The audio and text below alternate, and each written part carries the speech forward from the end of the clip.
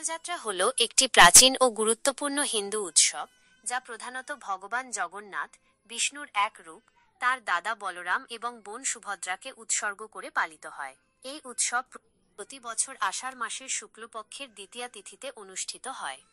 রথযাত্রার তাৎপর্য ও ইতিহাস। রথযাত্রা উৎসবের মূল কেন্দ্র হল ওড়িশার পুরী। কথিত আছে, এই দিনে ভগবান জগন্নাথ, বলরাম এবং সুভদ্রা তাঁদের মাসির গুন্ডিচা মন্দির যান। সেখানে তারা 7 দিন অবস্থান করেন এবং মাসির হাতে তৈরি পোড়া পিঠে খান। এরপর উল্টো রথের দিন তারা আবার মূল মন্দিরে ফিরে আসেন। এই যাওয়াকে সোজা রথ এবং ফিরে আসাকে উল্টো রথ বা বাহুড়া যাত্রা বলা হয়। রথযাত্রার ইতিহাস নিয়ে বিভিন্ন মত প্রচলিত আছে।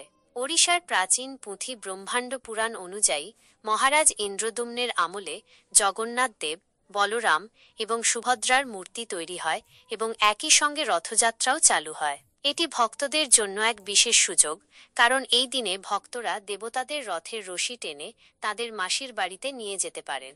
এটি এক অসামান্য ভক্তি ও মিলনের প্রতীক।